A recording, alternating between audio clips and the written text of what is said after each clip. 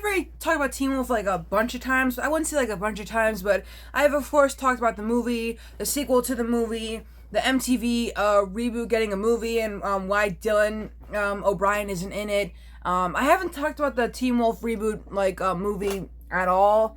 I shouldn't be calling it Teen Wolf reboot movie. I should be calling it Teen Wolf the MTV movie, because like it's not Michael J. Fox has nothing to do with the Teen Wolf franchise from the MTV or whatever.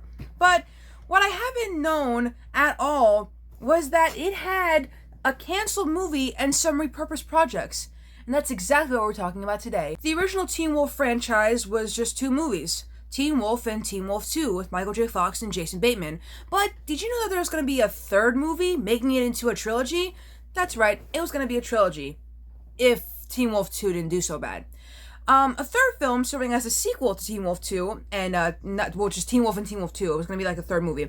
It was originally in development with Alyssa Milano cast in as the lead role, and was never given the official green light by the studio, and it never materialized in the first place. I'm thinking that maybe they didn't even go through with it because of the fact that Teen Wolf 2 did so bad, which, let's be honest, it did do really bad. But it wouldn't be until 1989 where we'd get another movie that seemed similar to Teen Wolf, but wasn't about wolves. It was about witches. Witches! You see that right there? That's a parabola. Now only a witch can pull off a parabola of this nature.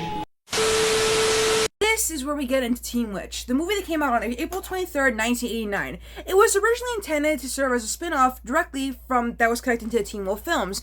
Teen Witch was repurposed to be a standalone story instead, and it even starred Robin Lively. The plot, similar in structure to the Teen Wolf movies, centers around an adolescent witch in comedic situations in high school. In addition, the music I almost said musical instead of movie, but the movie does incorporate the use of musical numbers.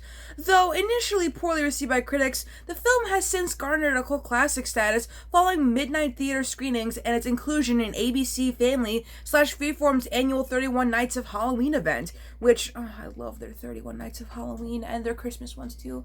They slap so hard, they're so good.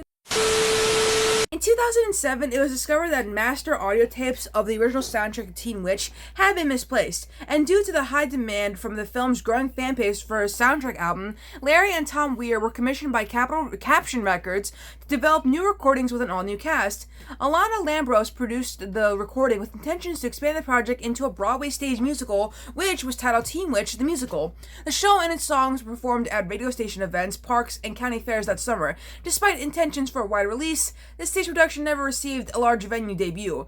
In April of 2008, it was announced that United Artists was developing a remake film adaptation, and Ashley Tisdale was cast in the leading role as Louise Miller, a successful student lacking in social status who discovers that she is a descendant of witches and has mystical abilities. And the script was in development at the time, but as it is 2024 now, that clearly didn't happen. Also, Ashley Tisdale is you can't really make her play a teenager no more, so it's not really gonna work. So I hope you enjoyed this video and you learned something about Teen Wolf. I know most Teen Wolf fans are the MTV TV show fans, but some people like me are fans of just the original franchise, like Teen Wolf and Teen Wolf 2, and also maybe even the cartoon, which some people I don't think watched.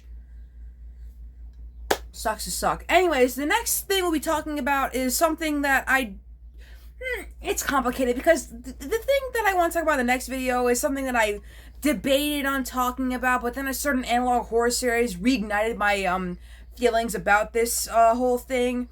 It's a certain giant dinosaur-looking thing. You might have heard of him. His name's Gojira. But he has another. He's got like a moth wife, and she's huge. And also, he's best friends with a gorilla. You guys know what I'm talking about. Do I even have to say it?